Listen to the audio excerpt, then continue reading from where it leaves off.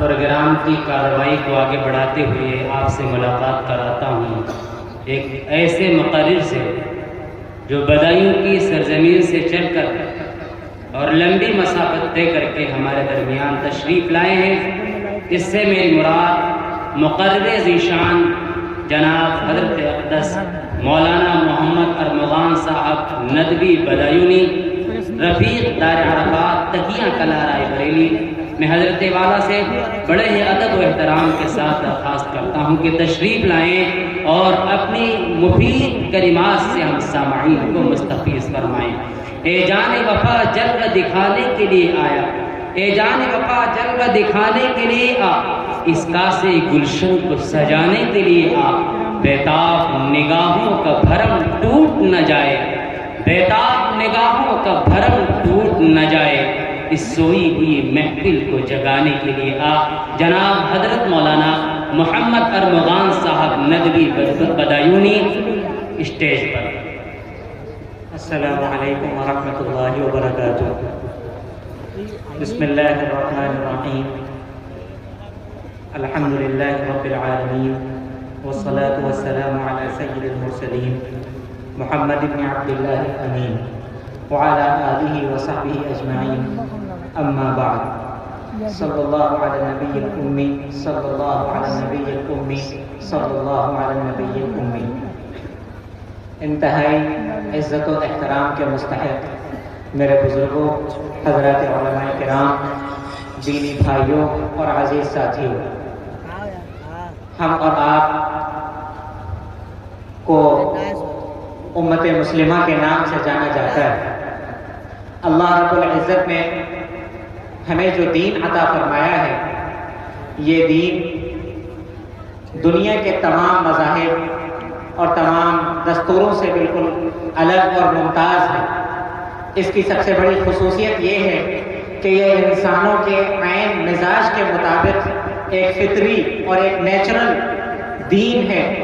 جو سچی راہ کی طرف ہدایت دیتا ہے، اور اس کی تمام تعلیمات انسانی مزاج کے مطابق ہیں اور بہت آسان ہیں۔ اللہ کے رسول صلی اللہ علیہ وسلم کا ارشاد ہے ان ھذا الدین یسر، کہ یہ دین بلا شبہ بہت آسان ہے، اور اللہ رب العزت کا بھی ارشاد ہے کہ لا یکلف اللہ نفسا الا وسعها، اللہ رب العزت کسی جان پر اس کی وسعت سے بڑھ کر اس کو مکلف نہیں کرتا۔ اور اس دین کو امت لوگوں تک جو پہنچایا، پوری دنیا میں جو عام کیا، اس کا سب سے بڑا ذریعہ اللہ رب العزت نے جس کو بنایا وہ محبوب کائنات سرور کونین حضرت محمد مصطفیٰ صلی اللہ علیہ وسلم ہے۔ اور اللہ کے رسول صلی اللہ علیہ وسلم کی بھی سب سے بڑی صفت یہ بیان کی گئی کہ آپ صلی اللہ علیہ وسلم ہادی بنا کر بھیجے گئے، معلم بنا کر بھیجے گئے، اور آسانی بنانے والے بنا کر بھیجے گئے کہ وہ آسانیاں پیدا کرتے ہیں۔ اور سب سے بڑھ کر یہ کہ وما ارسلناک الا رحمۃ للعالمین، آپ صلی اللہ علیہ وسلم کی یہ صفت بیان کی گئی کہ آپ صلی اللہ علیہ وسلم کی بعثت کا مقصد تمام جہانوں کے لیے رحمت کا سبب بننا ہے، کہ آپ صلی اللہ علیہ وسلم جب اس دنیا میں تشریف لائے تو تمام جہانوں کے لیے رحمت بن کر آئے، اور ہر ایک کو انسانیت کا صحیح درس ملا اور زندگی گزارنے کا صحیح سلیقہ نصیب ہوا۔ اور اس کے بعد جو امت مسلمہ ہیں، جو اس دین کی ماننے والی ہے، جو اللہ کے رسول صلی اللہ علیہ وسلم کو ماننے والی ہے،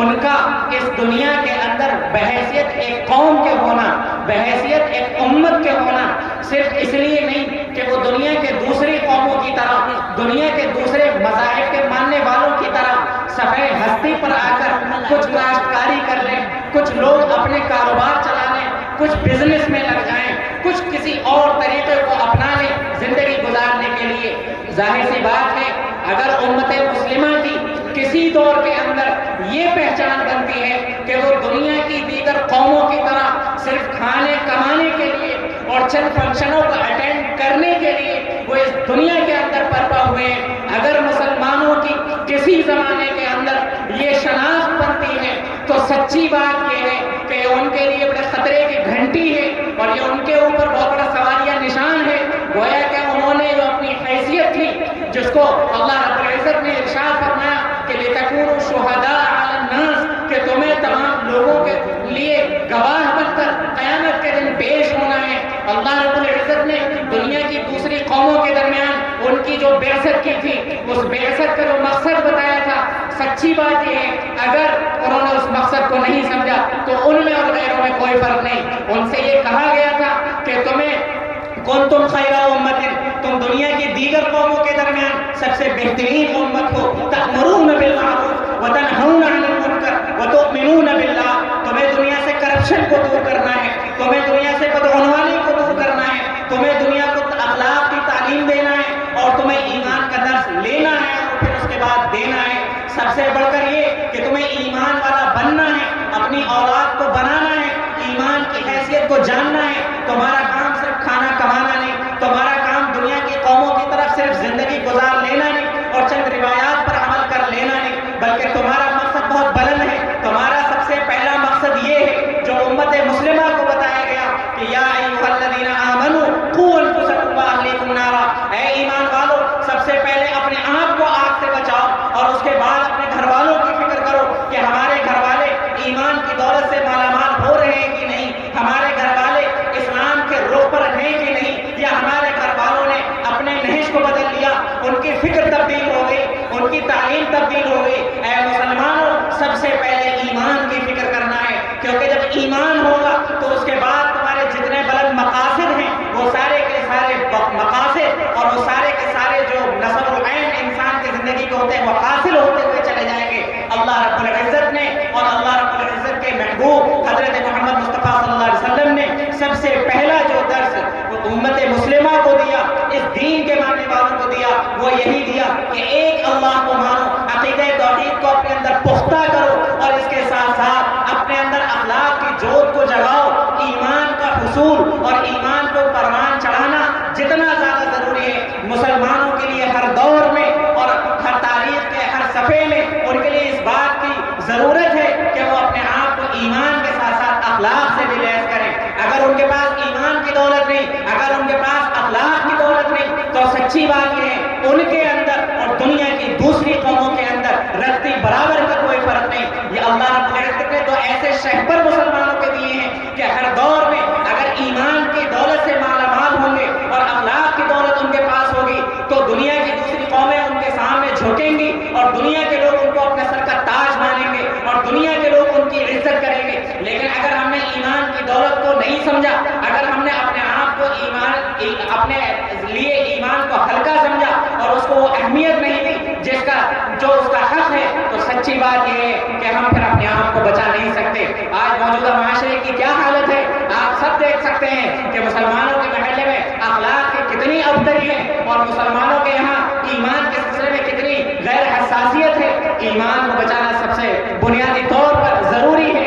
مولانا عالمیہ صاحب رحمۃ اللہ علیہ کہتے تھے بچوں کے عید کے کپڑوں کی تیاری کرنا اور اس کے لیے آدمی کو فکر مند ہونا اس سے کہیں زیادہ ضروری ہے کہ ہم اپنے بچے کے ایمان کی فکر کریں، ہم اپنے بچے کے عقیدہ توحید کی فکر کریں۔ میرے بھائیوں آج ارتداد کی لہریں چل رہی ہیں، لمبی لمبی پلاننگیں وہ نافذ العمل ہو رہی ہیں اور آج نہ جانے کیسی کیسی مسموم الحاد کی فضائیں چل رہی ہیں۔ ان مسموم فضاؤں کے اندر بے شک آپ اعلیٰ تعلیم دلائیے، بے شک آپ دنیا سے ہمکنار ہوئیے، اس سے کوئی ممانعت نہیں۔ ارشاد ہے وَلَا تَنْسَ نَصِيبَكَ مِنَ الدُّنْيَا، اپنے دنیا کا جو حصہ ہے اس کو نہ بھولو، لیکن اس کے ساتھ ساتھ آپ کو اپنے ایمان کی دولت کو سمجھنا ہوگا اور اس ایمان کی دولت کو سمجھنے کے لیے جو ایمان ملتا ہے، جو ٹرانسفارمر کی حیثیت رکھتے ہیں امت مسلمہ کے درمیان، وہ یہ دینی مدارس ہیں جہاں سے چشمہ نبوت کا صاف پانی ہمیں ملتا ہے اور وہ زندگی کے کشتکاروں میں آ کر وہ سیراب کرتا ہے اس کے خوش کھیتیوں کو۔ ہمیں سمجھنا ہوگا کہ ہمیں ایمان کی دولت کہاں سے ملے گی، ہمیں اخلاق کی دولت کہاں سے ملے گی اور ہمیں اپنے بچوں کے تعلق سے یہ اطمینان کہاں سے ہوگا کہ وہ ہمارے بعد اسلام کے اوپر باقی رکھ سکتے ہیں۔ اس چیز کو ہمیں سب سے زیادہ سمجھنے کی ضرورت ہے، ورنہ اگر ہم نے ابھی اس بات کا اطمینان نہیں کیا کہ ہمارے قبر کے اندر سر لگنے سے پہلے آیا ہمارا بچہ دین اسلام پر باقی رہے گا یا نہیں رہے گا، اگر ہم نے اس کا اطمینان نہیں کیا تو سچی بات یہ ہے ہم نے دنیا میں اپنی اولاد کے ساتھ چاہے جتنے احسانات کیے ہوں، ہم نے سب سے بڑا احسان، سب سے بڑی فکر مندی کو ہم نے مہمل چھوڑا، ہم نے اس کی فکر نہیں کی، تو گویا کہ ہم نے اپنے باپ بننے کا، اپنے گھر کے ذمہ دار بننے کا حق ادا نہیں کیا۔ یہ بڑے لمحے فکریہ ہے، اس کو سوچنے کی ضرورت ہے۔ یہ اجلاس اور یہ دین کی محنتیں اور یہ مدارس، ان سب کے قیام کا مقصد سچی بات یہ ہے، نہ یہ ادارے مقصود ہیں نہ یہ اجلاس مقصود ہیں۔ میں صاف کہتا ہوں کہ علماء کرام کی حاضری، دین کی محنت، چلنا اور پھرنا، اٹھنا اور بیٹھنا، اور علماء کرام کا اپنے آپ کو اس میں کھپانا، میں آپ سے صاف کہتا ہوں اس کا مقصد صرف یہ نہیں کہ اپنی پرسنالٹی ڈیولپ ہو جائے، اپنا مدرسہ ترقی کر جائے، یہ کہا جائے کہ علماء کرام بہت اچھے آئے تھے، ان کے بیانات بہت اچھے ہوئے تھے، یہ ساری باتیں ہو جائیں۔ ان میں سے کوئی ایک چیز ہرگز مقصود نہیں ہے۔ مقصود اللہ کا دین ہے، مقصود ہمارا ایمان ہے۔ اگر ہمیں اس جلسے سے لوٹنے کے بعد، اس جلسے سے اختتام کے بعد اگر ہمیں یہ درس ملتا ہے کہ ہمیں اپنے اولاد کے ایمان کی فکر کرنی ہے، ہمیں اپنے ایمان کی فکر کرنی ہے، ہمیں اپنے اندر اخلاق کی جوت جگانی ہے، اگر ہمیں اس جلسے سے یہ پیغام ملتا ہے تو میں سمجھتا ہوں اس کے اندر جتنے بھی پیسے خرچ ہوئے ہوں، اس کے اندر جتنے افراد نے محنت کی ہو، ان سب کی محنت وصول، وہ پیسے مبارک، اس کے اندر جتنے افراد نے قربانی دی ہوں وہ قربانیاں مبارک، اور اس کے اندر جتنے اکابر نے ہمارے شرکت کی ہے ان سب کی شرکت بڑی مبارک۔ لیکن اگر ہم یہاں سے طے کر کے نہ گئے بلکہ ہم نے یہ سمجھا کہ یہ کوئی سالانہ فنکشن تھا، گاؤں میں ایک بہت بڑا جلسہ تھا، ایک گویا کہ روایت تھی، اور گویا کہ ایک سالانہ